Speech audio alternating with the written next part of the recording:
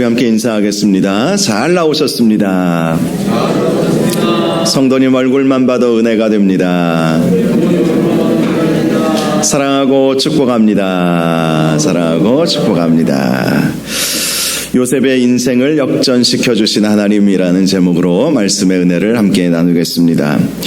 스포츠 경기를 관람할 때 가장 짜릿한 순간은 패색이 짙어가는 경기를 역전시키는 것입니다. 2002년 월드컵 때 우리나라는 꿈에도 그리는 4강을 이루지 않았습니까? 그때 큰 역전이 한 번 있었죠. 16강전에 이탈리아와 경기를 펼쳤습니다. 우리나라는 전반전에 선취골을 내어주고 말았죠. 그리고 후반 막판에 설기현 선수가 극적인 동점골을 터뜨렸습니다.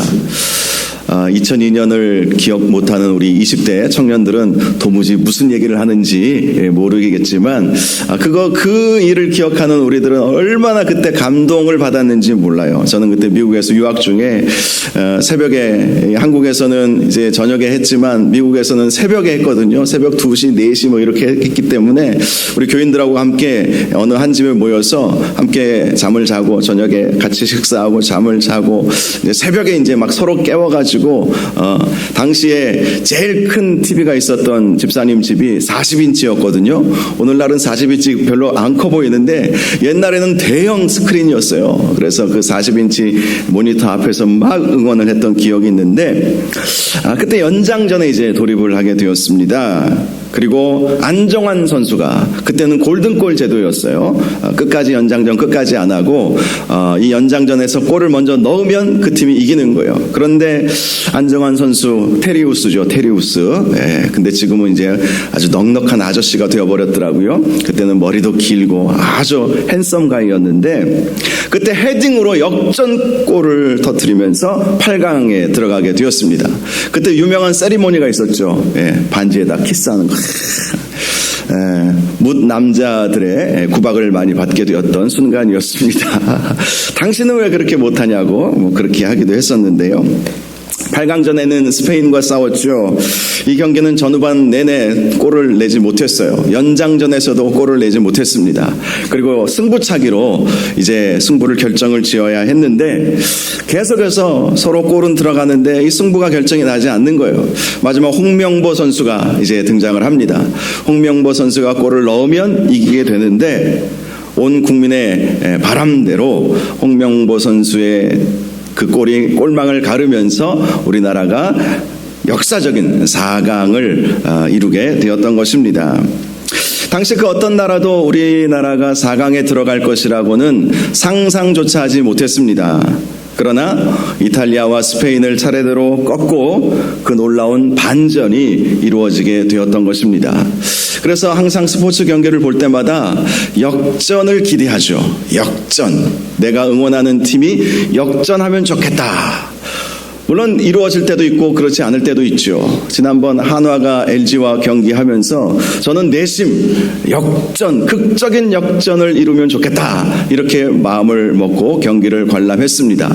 그런데 4승 1패로 결국 지고 말았죠. 오늘 본문 말씀을 보면 이 인생 역전을 이룬 요셉의 이야기가 잘 나와 있습니다.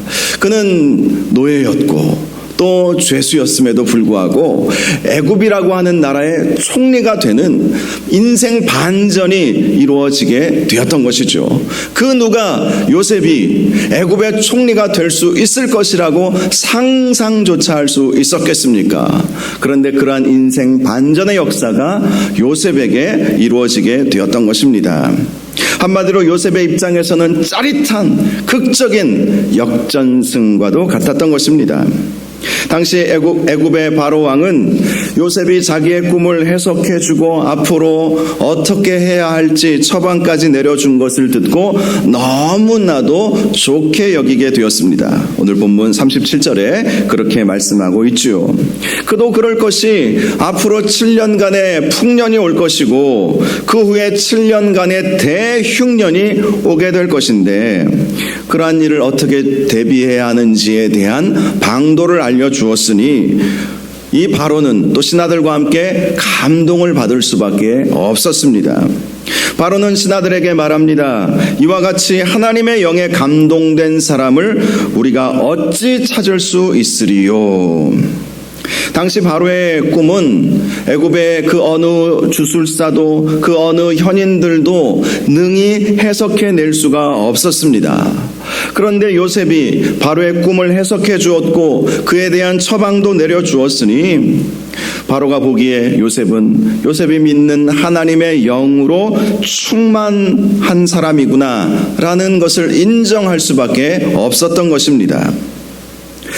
바로는 요셉에게 이렇게 말합니다. 하나님이 이 모든 것을 내게 보이셨으니 너와 같이 명철하고 지혜 있는 자가 없도다. 너는 내 집을 다스리라. 내 백성이 다 내 명령에 복종하리니 내가 너보다 높은 것은 내 왕자뿐이니라. 그리고 요셉에게 애굽 온 땅의 총리가 되게 하노라 라고 하면서 극적인 반전이 이루어지게 된 것입니다. 죄수 출신이었던 요셉을 바로 그 자리에서 바로가 애굽의 총리로 임명하게 되었던 것입니다. 바로 왕이 요셉을 애굽의 총리로 임명하게 된 것은 요셉과 함께 하시는 하나님을 알아보았기 때문이었습니다. 물론 그가 하나님을 믿게 된 것은 아니었습니다. 애굽이라고 하는 나라는 다신교의 나라예요. 로마도 마찬가지고 참 많은 나라들이 다신교를 믿고 있잖아요. 신은 하나만이 아니라 여러 신들이 있다 이렇게 믿고 있기에 당시 바로는 요셉이 믿는 하나님도 신 중에 하나구나 이것을 이제 인정하게 된 것이죠. 그리고 바로는 요셉에게 자기의 인장 반지를 빼어서 요셉의 손에 끼워 주었습니다. 인장 반지를 빼어 주었다는 것은 왕의 권위를 위임해 주었다는 것입니다. 그리고 세마포 옷을 입혀 주었습니다. 세마포 옷은 귀족이나 제사장들이 입었던 옷이었습니다. 이제 요셉은 죄수의 옷을 벗고 세마포 옷을 입음으로 그의 신분이 바뀌게 된 것입니다. 또한 바로는 요셉에게 금사슬 목걸이를 걸어 주었습니다. 금사슬 목걸이는 왕이 공직을 수행하는 관료들에게 주는 것으로 왕의 신하가 되었다는 표시였습니다. 더 나아가 바로는 요셉을 버금 수레에 태워 주었습니다. 버금 수레는 왕의 수레에 뒤따르게 하는 수레를 말합니다. 즉 바로는 왕의 수레에 타고 그 뒤에 버금 수레에 요셉을 태우고 시가행진을 하게 했던 것이죠. 그리고 앞서가는 사람들에게 이렇게 선포하겠습니다. 엎드리라, 엎드리라. 물론 왕에게도 엎드려야 되지만 이 요셉에게도 엎드리도록 온 백성이 이 요셉이 애굽의 총리가 되었음을 알게 해 주었던 것입니다. 그러한 행진을 마친 이후에 바로는 온 백성들에게 이렇게 선포했습니다. 나는 바로라. 애굽 온 땅에서 내 허락 없이는 수족을 놀릴 자가 없으리라. 요셉을 놓고 온 백성이 보는 앞에서 나는 바로인데 이 요셉의 허락이 없이는 수족을 놀릴 수 없다. 이렇게 하면서 요셉의 권세를 높이 세워 주었던 것입니다. 당시 애굽 왕은 입법, 사법, 행정의 전권을 가지고 있었습니다. 또한 애굽이라고 하는 나라는 오랜 전통과 문화, 더 나아가 막강한 군사력을 가지고 있었습니다. 더 나아가 애굽의 피라미드를 통해서 알 수 있듯이 현대 과학에서도 설명할 길이 없어서 불가사의라고 불릴 만큼 이 애굽이라고 하는 나라는 과학과 천문학과 의학이 발달된 나라였던 것이죠. 요셉은 바로 그러한 애굽에서 바로 다음으로 전권을 행사하는 애굽의 총리가 되었던 것입니다. 바로는 요셉에게 애굽식의 이름도 지어 주었습니다. 요셉에게 주어진 이름은 사브낫 바네아였습니다. 사브낫 바네아라는 이름의 뜻은 생명의 구원자라는 뜻을 가지고 있습니다. 바로는 앞으로 있게 될 이 애굽의 위기를 요셉이 구원해 줄 수 있다는 확신을 가지고 이 요셉의 이름을 생명의 구원자다라는 의미로 사브낫 바네아라고 지어준 것입니다. 그래서 온 애굽 백성이 요셉을 보면서 우리의 생명을 구원하여 줄 자, 이것이 바로 예수 그리스도의 예표가 되는 것이죠. 예수 그리스도가 우리의 생명을 구원해 주시는 분 아니십니까? 요셉을 통해서 예수 그리스도께서 어떤 분이 되실 것임을 또한 우리에게 보여주고 있는 것입니다. 그 외에도 바로는 온의 제사장 보디베라의 딸 아스낫을 요셉의 아내로 삼게 했습니다. 바로가 요셉의 아내를 애굽의 제사장 가문에서 택하여 준 이유가 있습니다. 당시 왕족들은 제사장 가문의 딸을 아내로 맞이했기 때문이었습니다. 한마디로 바로는 요셉을 그냥 실력 좋고 갑자기 귀족으로 이렇게 올라간 그 정도의 사람이 아니라 왕족의 대우를 해주었다는 것을 알 수 있는 것이죠. 그만큼 요셉의 인생은 완전히 바뀌어 버렸던 것입니다. 애굽 입장에서는 이방인이었고 또 노예 출신이었고 죄수 출신이었던 그가 당시 애굽에서 최고의 권세를 가진 사람, 왕족에 버금갈 정도로 그렇게 최고의 권력자가 되어 버렸던 것이지요. 46절을 보면 요셉이 애굽의 총리가 된 때는 그의 나이 30세였다고 말씀을 하고 있습니다. 요셉이 애굽에 몇 살에 노예로 끌려왔는지 기억하십니까? 17살에 이 요셉은 애굽에 노예로 끌려왔습니다. 그렇게 13년 동안 애굽에서 살았습니다. 그 13년 동안 그는 노예 생활을 했고 보디발 가정의 총무가 되었고 또 모함을 받아서 감옥에 갇히는 신세가 되었습니다. 그런데 하나님께서 요셉과 함께 해주심으로 요셉은 13년 만에 애굽의 총리가 된 것입니다. 이 일은 요셉에게 있어서 놀라운 인생의 반전이었습니다. 놀라운 하나님의 역사였습니다.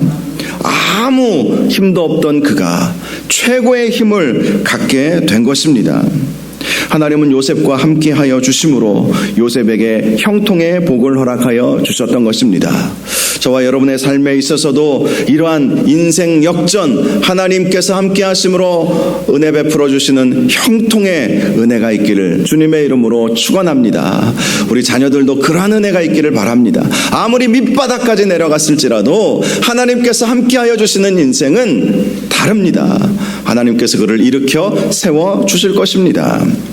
자, 그렇다면 어떻게 해서 이방인이자 노예 출신이며 죄수 출신인 요셉이 이렇게 갑자기 당대 최강대국인 요셉의 총리가 될 수 있었겠습니까? 그것은 역사를 주관하시는 하나님의 섭리의 결과였습니다. 당시 애굽이라고 하는 나라는 힉소스 왕조가 다스렸다. 제가 지난주에도 말씀을 드리지 않았습니까? 힉소스 왕조가 다스리고 있었다는 것입니다. 힉소스 왕조는 오랜 왕조를 이렇게 지켜내지는 못했습니다. 약 100여 년간 대략 5명의 왕이 애굽을 통치했다고 알려져 있습니다. 이 왕조라고 하는 것은 우리 한반도 같은 경우 우리를 보면 고려, 신라, 백제 이런 것을 의미하는 거예요. 이 힉소스 왕조는 애굽의 역사에 의하면 정통 애굽 민족에 의해 다스려진 왕조는 아니었습니다. 중국의 역사를 보면 원나라는 이 몽골인들이 다스리는 나라였죠. 중국의 역사의 일부죠. 금나라, 청나라, 여진족, 만주족들이 중국 전체를 다스리지 않았습니까? 그런 것처럼 이 애굽의 힉소스 왕조는 정통 애굽 민족은 아니었지만 애굽의 변방에 있었던 그런 민족이었는데 그들이 강력한 힘을 갖게 되자 애굽 정통 왕조를 몰아내고 애굽 전역을 지배하게 되었던 것이죠. 당시 이 오늘 본문의 이 배경은 이 힉소스 왕조가 등장한 지 얼마 되지 않은 때였습니다. 그래서 이 바로 왕, 이제 이전의 정권을 몰아내고 이 힉소스 왕조가 세워졌을 때에 이 바로의 숙제가 하나 있었습니다. 민심을 잘 다스려야 되겠다. 이런 민심을 얻어야 되지 않겠습니까?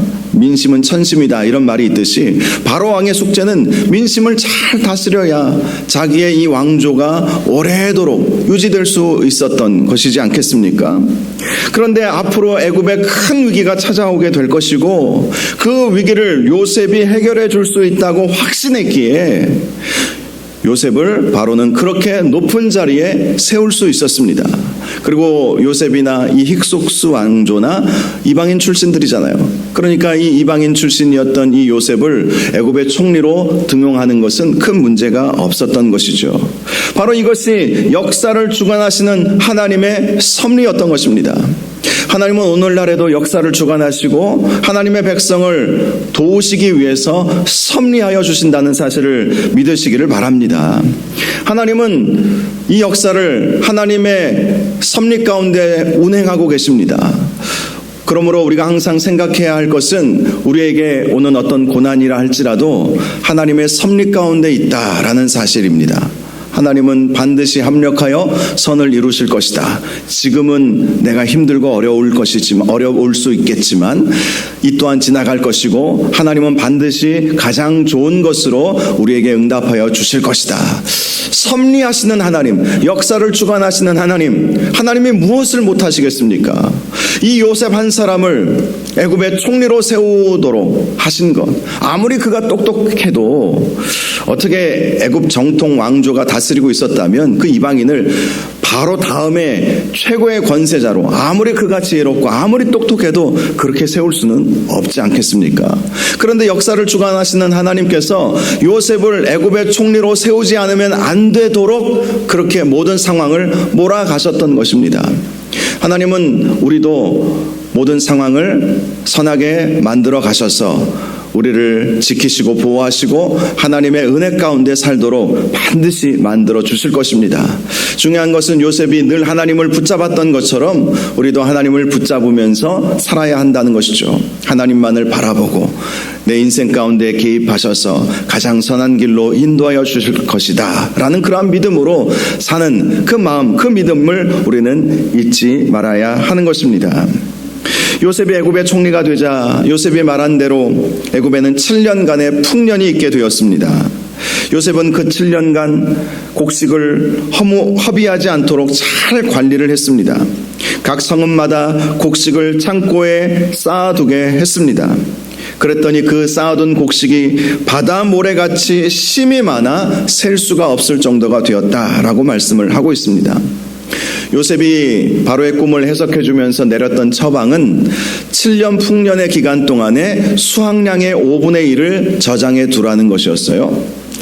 비록 20%밖에 되지 않지만 그 7년 동안 모아둔 곡식의 양이 바다의 모래와 같아서 능히 셀 수 없을 정도였다면 그 7년간의 풍년이 엄청난 풍년이었구나라는 것을 짐작할 수가 있는 것이죠. 물론 수확량의 5분의 1을 7년 동안 잘 쌓아두었다고 해서 다 해결되는 문제는 아닙니다. 그것을 잘 관리해야 하지 않겠습니까? 애굽이라고 하는 나라는 굉장히 무더운 나라예요.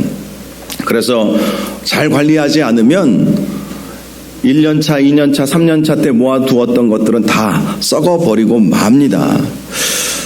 요셉이 어떻게 해서 그 7년 동안 썩지 않고 그 곡식을 잘 저장해 놓았는지는 그 방법은 알지 못하지만 요셉은 늘 하나님이 함께 하셨고 그래서 하나님의 지혜가 그에게 임하였기에 곡물을 하나도 손상 없이 잘 모아둠으로 인해서 7년 동안 모아둔 것이 바다의 모래와 같아서 능히 셀 수 없을 정도로 풍성하게 곡식을 쌓아둘 수 있게 되었던 것이죠. 요셉은 그 7년의 풍년 기간 동안 두 아들을 낳게 되었습니다. 장남의 이름은 므낫세였습니다. 요셉은 므낫세를 낳고 이렇게 말합니다. 하나님이 내게 내 모든 고난과 내 아버지의 온 집 일을 잊어버리게 하셨노라. 비록 요셉은 애굽의 우상을 섬기는 제사장의 딸과 결혼하였지만 하나님을 한 번도 잊지 않았다라는 것을 이 아들의 이름을 통해서 발견할 수가 있죠. 하나님께서 그 지난 13년간의 나의 고난을 잊어버리지 아니하셨고, 또 내가 아버지의 집에서 당했던, 형들에게 받았던 그 미움, 형들이 나를 애굽으로 팔아버렸던 그러한 악한 일들, 그러한 일들에 대해서 하나님은 결코 잊어버리지 아니하여 주셨습니다 라는 의미로 장남의 이름을 므낫세라고 지었던 것입니다. 그리고 둘째 아들의 이름을 에브라임이라고 지었습니다. 그리고 이렇게 말합니다. 하나님이 나를 내가 수고한 땅에서 번성하게 하셨노라. 이 애굽에서 이 요셉은 굉장히 수고를 많이 했죠. 노예로, 종으로, 이제 남은 7년 동안에는 또 이렇게 애굽의 총리로 참 수고를 많이 했습니다. 그런 수고의 결과는 번성이었다. 수고의 열매는 번성이었다라는 사실에 감사하면서 둘째 아들의 이름을 에브라임이라고 지었던 것입니다. 이제 요셉이 말한 것처럼 7년의 풍년이 끝나고 7년의 흉년이 찾아오게 되었습니다. 나일강으로 인해서 흉년을 모르고 살아왔던 애굽에 흉년이 찾아왔다는 것은 다른 나라들 입장에서는 견딜 수 없을 정도의 흉년이었다라고 짐작할 수가 있습니다. 그래서 각 나라마다 곡식이 모자라 큰 위기를 겪은 것입니다. 하지만 애굽은 요셉이 준비하게 한 대로 풍년의 때에 곡식을 쌓아둠으로 애굽 각 성읍에 있는 바로의 창고에는 먹을 것이 가득 쌓여 있었던 것입니다. 애굽 백성은 먹을 것이 다 떨어지자 바로에게 찾아가 먹을 것을 구하게 되었습니다. 그리고 바로는 요셉에게 가서 그가 이르는 대로 하라 이렇게 말해 주었습니다. 요셉은 자신에게 찾아온 애굽의 백성들에게 바로의 창고에 저장되어 있는 곡식을 다 나누어 주었죠. 사실 당시 애굽 백성들은 새롭게 세워진 힉소스 왕조에 대한 좋은 감정은 없었을 거예요. 정통 우리와 같은 민족이 아니지 않습니까? 중국 같은 경우도 한족은 늘 원나라 때나 금나라 때나 청나라 때나 이런 때 보면 이 한족들이 대다수였기 때문에 이방 정권이 자기들을 다스리는 것을 별로 안 좋아했어요. 당시 애굽도 마찬가지였죠. 애굽 사람들 입장에서는 힉소스 민족이 자기를 다스리고 있는데 그게 좋아 보일 리 없지 않겠습니까? 그런데 흉년의 때 바로왕 앞에 머리를 조아릴 수밖에 없었던 것입니다. 그리고 먹을 것을 구하게 된 것이죠. 그리고 바로는 요셉을 시켜서 그들에게 먹을 것을 나누어 주게 한 것입니다. 그러니 당시 이 바로의 왕권은 아주 든든하게 세워질 수 있게 되었던 것이죠. 또한 곡식이 없어 굶주리는 이웃 나라들도 애굽에 와서 곡식을 사가야만 했습니다. 이웃 나라들은 저 나라에 쿠데타가 일어났대, 저 나라에 새로운 왕조가 들어섰는데 정통 왕조가 아니래 하면서 무시하는 나라들이었을 거예요. 그런데 그들도 굶어 죽을 위기에 처해지니까 요셉이 애굽의 총리로 있었을 때에 바로에게 찾아오고 요셉에게 찾아와서 머리를 조아리면서 먹을 것을 구하게 되었던 것입니다. 그리고 요셉은 그들에게 돈을 받고 그 곡물을 팔게 되었죠. 이 일로 인해서 당시 애굽은 나라가 안정되었고, 그리고 다른 나라들로부터 돈을 받고 곡식을 팔게 되므로 막대한 재정이 쌓이게 되는 그러한 놀라운 반전의 역사가 이루어지게 되었던 것이죠. 이 역시 하나님께서 하신 일입니다. 결국 이 애굽이라고 하는 나라, 이 힉소스 왕조가 이 안정됨으로 인해서 요셉이 자신의 가족들을 나중에 다 애굽으로 데리고 와서 그 땅에서 뿌리를 깊이 내리고 히브리 민족, 이스라엘 민족으로 만들어지는 그 역사가 이루어진 것이지 않습니까?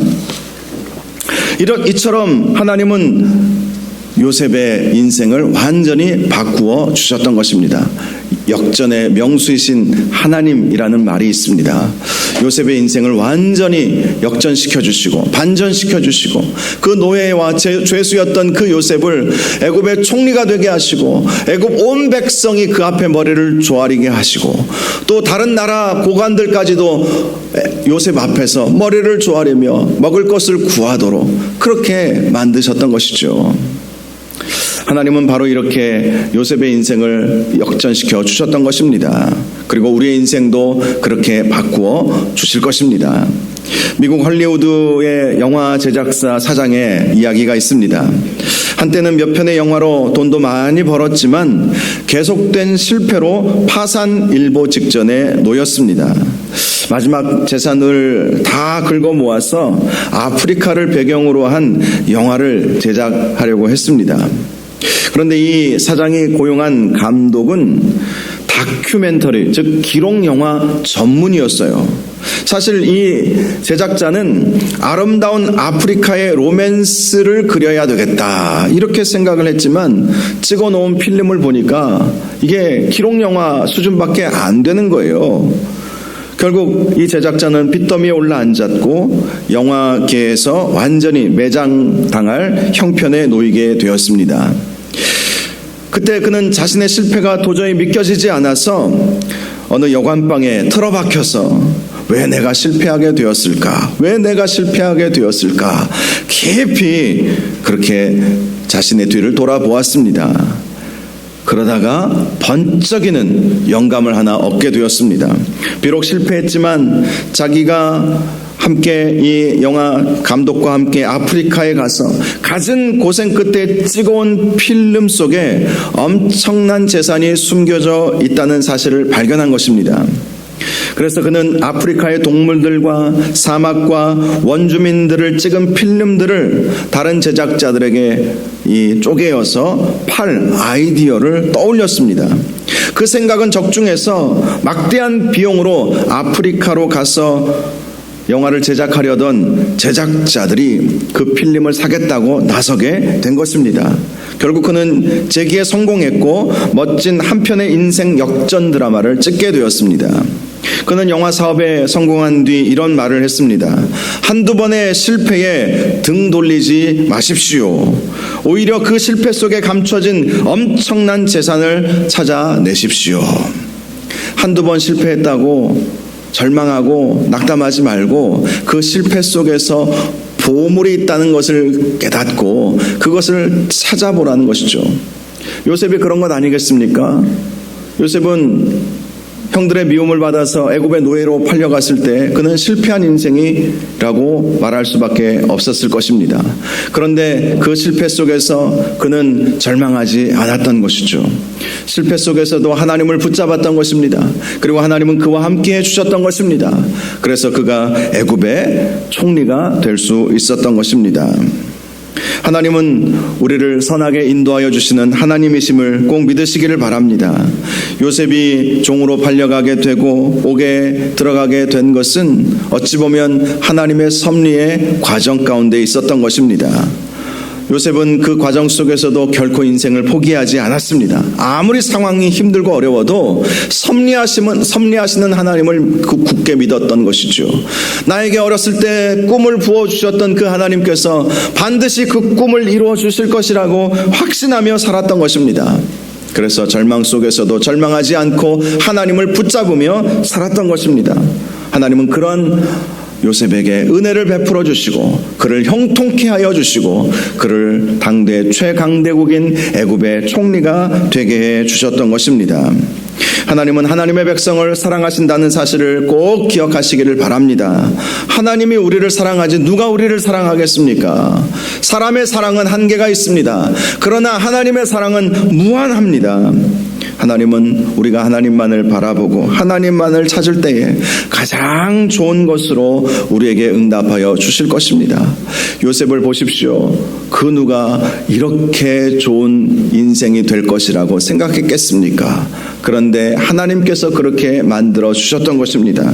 저와 여러분의 삶 속에서도 이러한 하나님의 크신 은혜가 넘치시기를 바랍니다. 우리 인생을 바꿔주시고 역전시켜주시고 선하게 인도하여 주시는 하나님의 은혜가 저와 여러분들 가운데 있기를 주님의 이름으로 축원합니다. 이 시간 우리 함께 찬양하기를 원합니다. 나의 기도하는 것보다 더욱 응답하실 하나님, 우리 함께 찬양하겠습니다.